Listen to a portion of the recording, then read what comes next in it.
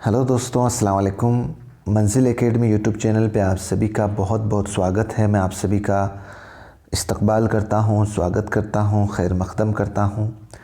मंजिल academy YouTube channel आपकी जो मंजिल है, चाहे रीट एग्ज़ाम हो, चाहे सीटेट एग्ज़ाम हो, उसके अंदर जो उर्दू लैंग्वेज का जो पाठ्यक्रम है वो बिल्कुल बेसिक से हम उसकी मंजिल तक पहुँच रहे हैं और कॉन्सेप्ट को क्लियर करते हुए छोटे छोटे भागों में हम बिल्कुल आसान भाषा में उर्दू का जो पाठ्यक्रम है वो पढ़ रहे हैं हम।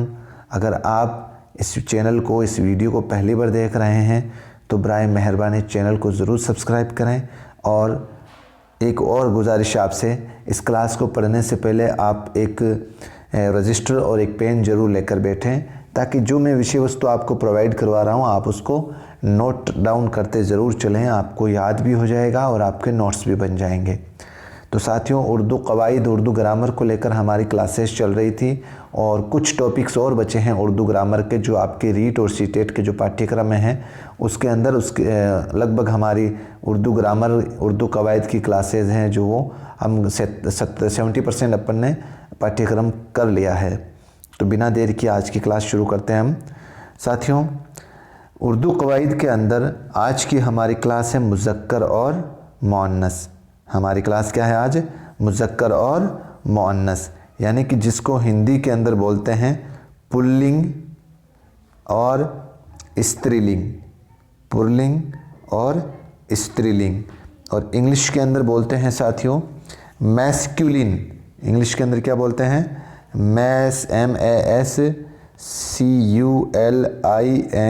मैस्कुलिन। और स्त्रीलिंग को बोलते हैं फेमिनाइन, FEMININE, फेमिनाइन। और उर्दू के अंदर क्या बोलेंगे साथियों? मुज़क्कर और मुअन्नस। अब समझते हैं इसको, ये क्या चीज़ है। मुज़क्कर किसे कहेंगे? ऐसे अल्फाज जो नर हों इनको मुज़क्कर कहते हैं। नर का मतलब जो पुरुष हों, जिससे पुरुष जाति का बोध हो, उसे क्या बोलेंगे? नर बोलेंगे। जो नर हो, ऐसे अल्फाज जो उर्दू के अंदर नर हो, जिससे पुरुष जाति का बोध हो, उसको मुज़क्कर बोलते हैं। जैसे घोड़ा, चचा, उस्ताद वग़ैरह, इन सब से पुरुष जाति का बोध हो रहा है, यानी कि इसमें नर लफ्ज़ का बोध हो रहा है, तो इसके अंदर ये इसको क्या बोलेंगे? हम मुज़क्कर बोलेंगे। मुअन्नस क्या होता है साथियों? मुअन्नस जो अल्फाज मादा हो, मादा का मतलब जो स्त्री का बोध कराता हो, जो महिला का बोध कराता हो, जिससे औरत ज़ात का बोध होता हो, तो वो क्या होगा साथियों? मादा के माने में आएगा। तो मुअन्नस जो अल्फाज मादा हो वो मुअन्नस कहलाते हैं। जैसे रानी, घड़ी, लड़की, दुख्तर वग़ैरह। यानी कि इसका मतलब ये सारे लफ्ज़ आप पढ़ो एक बार, इन सभी से हमें क्या किसका पता चल रहा है? मादा लफ्ज़ का पता चल रहा है, यानी कि औरत ज़ात या स्त्री ज़ात का पता चल रहा है। और घोड़ा, चचा, उस्ताद, इन सब से नर ज़ात का पता चल रहा है, यानी कि पुरुष जात का हमें पता चल रहा है। मुज़क्कर व मुअन्नस की किस्में, मुज़क्कर और मुअन्नस की दो किस्में हैं। जैसे एक होता है हकीकी और एक होता है गैर हकीकी। तो हकीकी क्या होता है साथियों? जानदारों को हकीकी। जानदार मैंने कल भी बताया था साथियों, जो जानदार है उसको बोलेंगे हम सजीव, और जो बेजान है उसको बोलेंगे हम निर्जीव। उसको क्या बोलेंगे हम? निर्जीव। यानी कि जिसमें जान हो वो क्या कहलाता है? जानदार या सजीव। और जिसमें जान नहीं है, चाहे वो जानवर हो चाहे इंसान हो, वो किस में आएगा? निर्जीव के अंदर। तो जानदारों को हकीकी और बेजानदारों को गैर हकीकी या तज़कीर व तानीस कहते हैं। गैर हकीकी सिर्फ इस्मों की होती है, याद रखना साथियों। गैर हकीकी सिर्फ इस्मों की होती है। और इस्म क्या होते हैं? इस्म आपको पहले से ही पता है भाई, किसी भी स्थान, किसी भी जगह, किसी भी इंसान और किसी भी चीज़ के नाम को हम इस्म कहते हैं। अब देखो साथियों, जैसे मिसाल देखते हैं हम, हकीकी की मिसाल देखें तो यहाँ पर हकीकी की मिसाल है मुज़क्कर के अंदर औरत, आदमी की, और मुअन्नस के अंदर है औरत की। अब इन दोनों के अंदर ये बताइए आप मुझे, इन दोनों के अंदर आदमी हो चाहे औरत हो, इसके अंदर सबसे पहले तो जान है कि नहीं है? भाई ये दोनों, जो आदमी और औरत है वो जानदार है, इसका मतलब ये दोनों सजीव है। तो ये किस में आएंगे? ये हकीकी में आएंगे। ये किस में आएंगे? हकीकी में आएंगे। अब देखो गैर हकीकी की मिसाल समझते हैं हम। जैसे लोटा है, लोटा, और इसकी मुअन्नस क्या हो जाएगी, लुटिया, इसका लुटिया।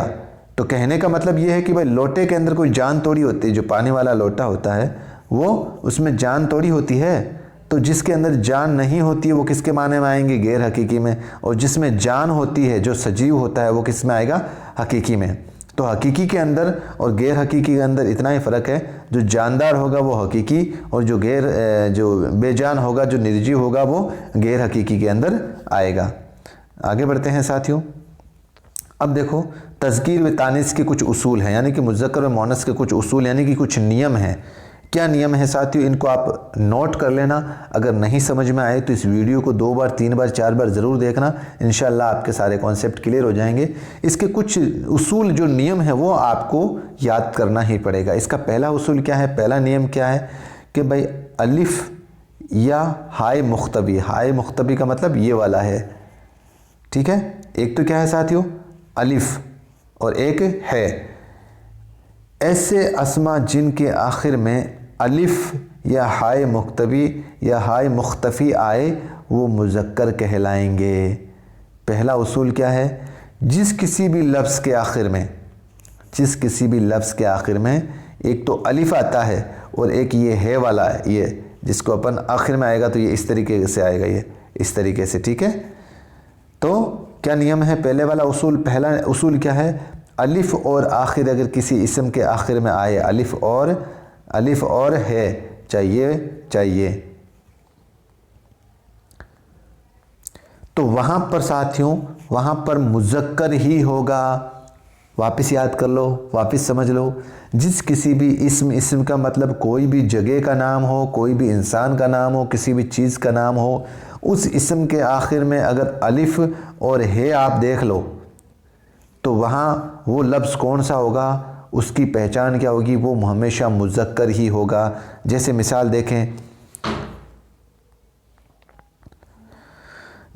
देखें हम, तारा, तो यहाँ पर देखो रे के बाद में क्या आ रहा है, अलिफ आ रहा है। बाजा, जीम के बाद में क्या आ रहा है, अलिफ आ रहा है, तो यहाँ पर ये क्या है, मुज़क्कर है। इसी तरीके से ये जो ये है मुख्तफ़ी है, जैसे दाना, नून के बाद में क्या आ रहा है आ रहा है, तो ये मुज़क्कर है। निशाना, आखिर में क्या आ रहा है आ रहा है। तो कहने का मतलब साथियों, जिस किसी भी इस्म के आखिर में अलिफ और है मुख्तफ़ी, इस तरीके से ये अगर आ जाए तो वहाँ पर हमेशा मुज़क्कर ही होगा। पहला नियम याद हो गया साथियों, वहाँ पर हमेशा मुज़क्कर ही होगा। दूसरा नियम देखो साथियों, ये तो था मुज़क्कर के लिए। अब मुअन्नस के लिए क्या नियम है, ये और अलिफ या, ऐसे अस्मा जिनके आखिर में या आता है वो मुअन्नस होंगे। यानी कि ये अलिफ या किसी भी इस्म के आखिर में ये आता है तो वो हमेशा ही मुअन्नस होगा। मिसाल देखें, जैसे चिड़िया, बंदर, या आखिर में ये आ रहा है ना, ये अलिफ या, तो यहाँ पर दो प्रमुख रूप से ख़ास तौर पर जो 2 नियम हैं हमारे, एक तो मुज़क्कर के लिए नियम क्या है, अलिफ और है, तो वहाँ पर मुज़क्कर होगा। और या आ जाए किसी इस्म के आखिर में तो वहाँ पर हमेशा मुअन्नस ही होगा। समझ में आ गया साथियों। चलो आगे बढ़ते हैं। अब हैं तज़कीर व तानीस के कायदे, यानी कि कुछ और रूल्स क्या हैं, तज़कीर और तानीस, मुज़क्कर और मुअन्नस के कायदे या रूल्स क्या हैं। तो यहाँ पर देखते हैं हम, नर यानी वही पुरुष जाति का बोध कराने वाले लफ्ज़, नर के लिए इस्तेमाल होने इस्म को मुज़क्कर कहते हैं, यानी नर के लिए इस्तेमाल होने वाले इस्म को मुज़क्कर कहते हैं। होने वाले है, यहाँ पर होने वाले इस्म को मुज़क्कर कहते हैं। नर के लिए इस्तेमाल होने वाले इस्म को मुज़क्कर कहते हैं और मादा के लिए इस्तेमाल होने वाले इस्म को मुअन्नस कहते हैं। मुज़क्कर व मुअन्नस के फ़र्क को मंदरजा झेल जुमलों से समझा जा सकता है। देखो साथियों, मेरी बहन कॉलेज में पढ़ती है, मेरा भाई 10वीं क्लास में पढ़ता है, बंदर आया, चिड़िया चहचहा रही है और अमरूद बहुत मीठे हैं, और इमली खट्टी होती है। अब इन जुमलों के अंदर देखो साथियों मुज़क्कर और मुअन्नस कौन कौन है। मुज़क्कर देखें तो यहाँ पर साथियों भाई लफ्ज़ आया ना, मेरा भाई, भाई क्या है, मुज़क्कर है। और इस जुमले में बहन लफ्ज़ आया, वो मुअन्नस है। अब इस जुमले के अंदर देखो बंदर, बंदर यहाँ पर क्या है, मुज़क्कर है। इस जुमले के अंदर चिड़िया, ये क्या है, मुअन्नस है। इसी तरीके से अमरूद मुज़क्कर है, इमली, इमली क्या है, मुअन्नस है। समझ में आ गया साथियों। अब यहाँ पर ये नियम आपको याद रखना है हमेशा, खुदा के जितने भी नाम होंगे, खुदा अल्लाह ताला पाक परवरदिगार के जितने भी नाम होंगे वो सारे के सारे क्या होंगे, मुज़क्कर होंगे। सारे के सारे क्या होंगे, मुज़क्कर होंगे। सारे के सारे क्या होंगे, मुज़क्कर होंगे।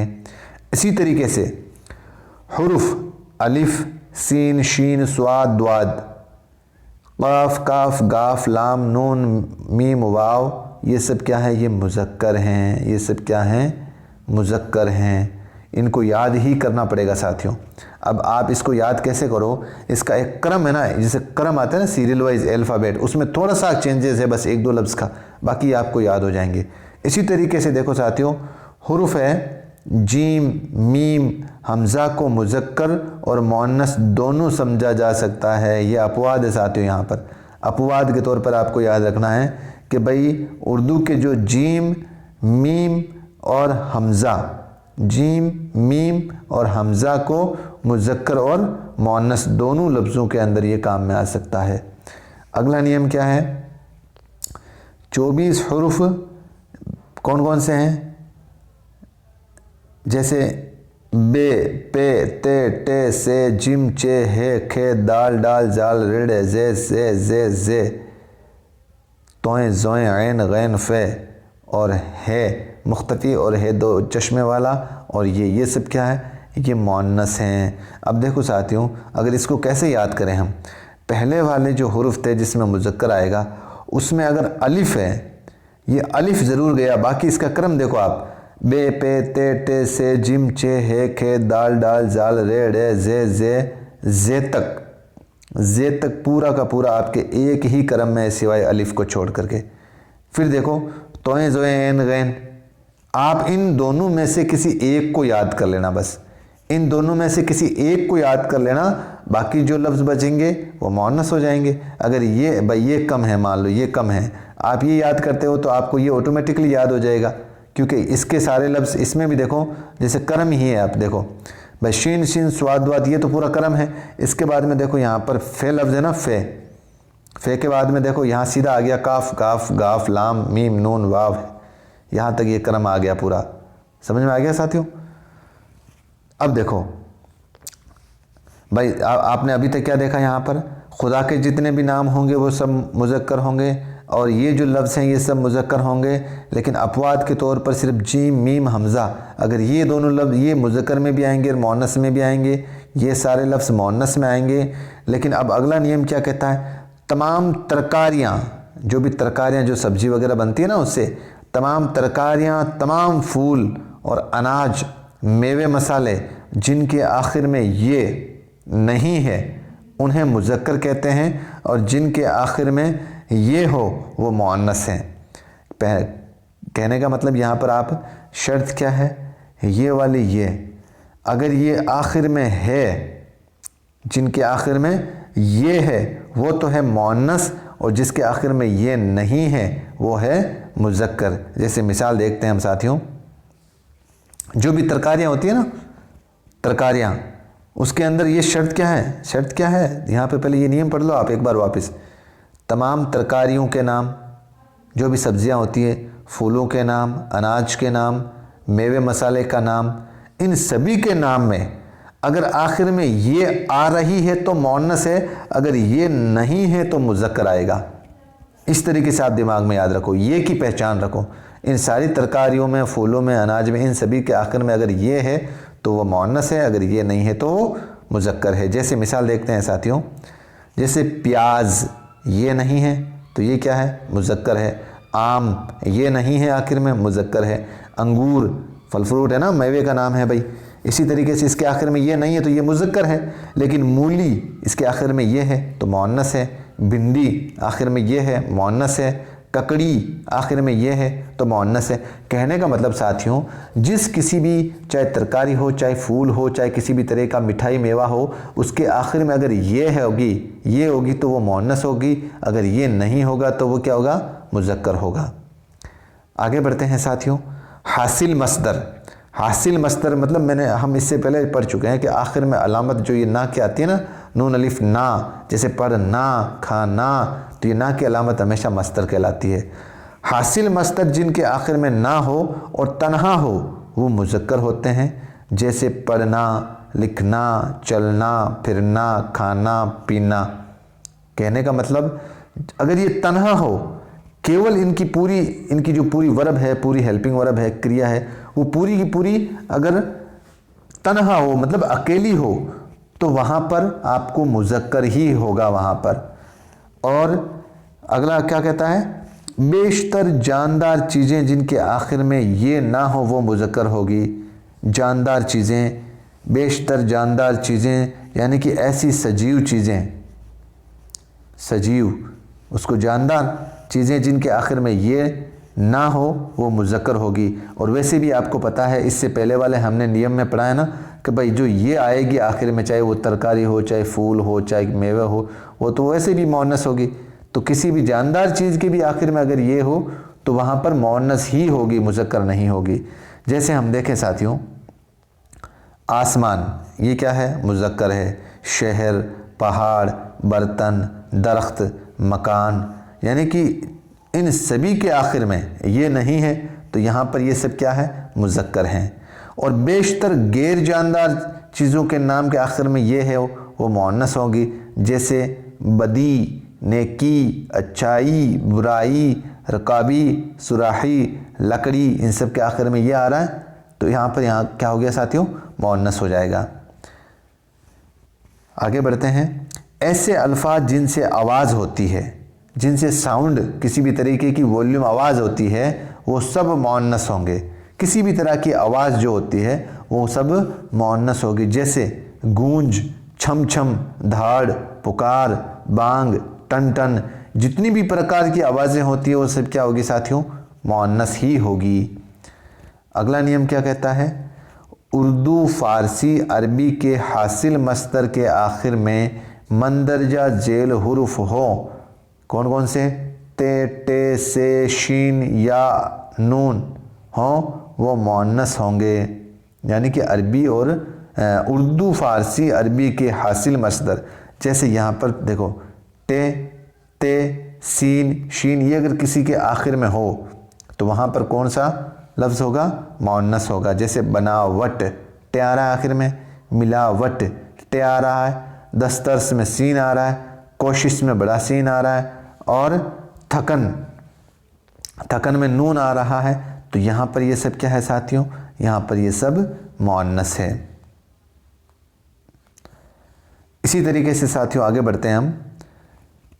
ऐसे इस्म जिनके आखिर में गह, गाफ अलिफ, गा है, किसी जगह का मालूम होता है ना, जैसे किसी जगह स्थान पे हम लगाते हैं ना गा है, तो ऐसे इस्म जिनके आखिर में गह हो तो वहाँ पर वो मुअन्नस होंगे, जैसे दरगाह, ईदगाह, दरसगाह वगैरह। ये सब जिस लफ्ज़ के आखिर में गह आपको दिखाई दे तो वहाँ पर को क्या होगा, मुअन्नस ही होगा हमेशा। अरबी अस्मा जिनके शुरू में ते हो वो मुअन्नस होंगे। अरबी अस्मा जिनके शुरू में ते हो तो वहाँ पर कौन सा होगा, वहाँ पर मुअन्नस होगा। जैसे अरबी के लफ्ज़ देखें हम, तख्लीक, तामीर, तालीम, तरबियत, तरकीब, ये सब क्या लफ्ज़ हैं साथियों, ये मुअन्नस होंगे। तो यहाँ पर इसकी नियम क्या है इसका, किसी भी अरबी लफ्ज़ के या शुरू में ते आए तो वहाँ पर आपको मुअन्नस करना है। ऐसे अल्फाज जिनके आखिर में स्तान, दान, पन, वो सब क्या हो जाएंगे, वो मुज़क्कर होंगे। जैसे हिंदुस्तान, पान, दान, बचपन, कहने का मतलब दान, पन, स्थान, ये सब अगर किसी लफ्ज़ के आखिर में आ जाए तो वहाँ पर कौन सा होगा? मुज़क्कर होगा। और जिन बेजान चीज़ों के आखिर में ते हो वो मुअन्नस होंगे। याद रखो साथियों, देखो ते की अलामत पहले आए अरबी वाले लफ्ज़ में तो मुअन्नस होगी, और बेजान चीज़ों के आखिर में ते आए तो वहाँ पर भी मुअन्नस होगी। जैसे हिमायत, इज़्ज़त, ज़िल्लत, हयात, ममात। तो यहाँ पर हमें दो नियम एक साथ याद हो जाएंगे कि भाई किसी अरबी के लफ्ज़ के शुरू में ते आए तो भी मुअन्नस है, और बेजान चीज़ों के आखिर में ते आए तो भी मुअन्नस है। अब मुज़क्कर से मुअन्नस बनाने के चंद उसूल देखते हैं हम साथियों। मुज़क्कर लफ्ज़ के आखिर में अलिफ या हे होती है तो इसमें ये लगा दी जाती है। वही पहला नियम क्या पढ़ा था हमने भाई, एक तो अलिफ और एक है हाय मुख्तफ़ी। ये दोनों पहले भी हम बता चुके हैं कि ये किसकी पहचान है? मुज़क्कर की पहचान है। तो पहले तो ये नियम हमें वैसे भी याद हो गया। अब यहाँ पर हम किसको बना रहे हैं? मुज़क्कर लफ्ज़ के आखिर में अलिफ या हे होती है तो उसमें ये लगा दी जाती है तो मुअन्नस में बदल जाती है। हमने आपको पता हो तो अलिफ और हे के जस्ट अगला नियम हमने क्या पढ़ा था, उसूल क्या पढ़ा था? ये वाला या ये वाला। तो यहाँ पर ये दोनों तो मुज़क्कर थे और ये मुअन्नस थे। अब हमें ये इन मुज़क्कर को मुअन्नस बनाना है तो इन दोनों की जगह हटाकर ये लगाना है। जैसे हम देखते हैं साथियों, यहाँ पर मामा, मामा, आखिर में क्या आ रहा है? अलिफ आ रहा है। इसको हटाओ, यहाँ पर ये लगा दो तो यहाँ पर कौन सा लफ्ज़ बन जाएगा? आपके मामी बन जाएगा। इसी तरीके से नाना, नाना, अलिफ आ रहा है, अलिफ की जगह ये लगा दो, नानी हो जाएगी तो मुअन्नस बन जाएगा। इसी तरीके से बेटा का बेटी, पोता का पोती। तो पहला नियम तो बिल्कुल आसान है। पहले नियम की पहचान क्या थी? हमें सबसे पहले नियम क्या मालूम है कि भाई अलिफ और है, अलिफ और है ये दोनों मुज़क्कर की पहचान है और ये मुअन्नस की पहचान है। इन दोनों को हम आपस में बनाएंगे तो मुज़क्कर से मुअन्नस बनाने के लिए इन दोनों को तो हटा देंगे और ये लगा देंगे तो वैसे भी मुअन्नस बन जाएगा वो। अब देखो साथियों, ऐसे लफ्ज़ जिनके आखिर में ये और नी लगा देते हैं तो वो मुअन्नस हो जाते हैं। जैसे ये और नी। बकरा, वही अलिफ का बकरी बन गया। और शेर, अब देखो शेर के आखिर में हमें क्या लगाना है? नी, तो शेरनी। मास्टर, मास्टरनी, मास्टर, मास्टरनी। ठीक है साथियों, आगे बढ़ते हैं हम। ऐसे अल्फाज जिनके आखिर में या अलिफ लगाकर मुअन्नस बनाए जाते हैं। या अलिफ, ये सिंगल लगाते हैं तो भी मुअन्नस बन जाएगा, या के साथ में अलिफ लगा देंगे तो भी मुअन्नस बन जाएगा मुज़क्कर से। कैसे देखते हैं हम? भेड़, भेड़िया। बंदर, बंदरिया। भेड़िया, भेड़, भेड़िया। बंदर, बंदरिया। ठीक है साथियों। अब साथियों, मैं जानता हूँ थोड़ा सा वीडियो बड़ा बन रहा है, लेकिन इस चैप्टर को मैं अधूरा नहीं छोड़ सकता क्योंकि बहुत इंपॉर्टेंट चैप्टर है। अब मैं आपके एग्ज़ाम के पॉइंट ऑफ व्यू से बहुत ही इंपॉर्टेंट मुज़क्कर और मुअन्नस आपको पढ़ाने जा रहा हूँ, जिनको आपको नोट भी करना है और साथ में याद रखना है। जैसे इब्न, इसका मुअन्नस बिन्त, मुज़क्कर का मुअन्नस बेटा, बेटी। बकरा, बकरी। बालिग, बालिगा, बालिगा, मुज़क्कर मुअन्नस हो गया। बच्चा, बच्ची। बेग, बेगम, क्या हो जाएगा? बेग का बेगम। इसी तरीके से बिरादर, बिरादर का ख्वाहर। भांजा, भांजी। इसमें देखो 5-7 ऐसे नाम हैं जिसके अलग नाम आएंगे, वही हमें याद करना है साथियों। भतीजा, भतीजी। फूफा, फूफी। पिद्र, मदर, मादर, ये अरबी लैंग्वेज में ऐसे होती हो। पुजारी, पुजारन। पठान, पठानी। टोकरा, टोकरी। चाचा, चाची। खान, खानम। इसी तरीके से साथियों खालिद, खालिदा।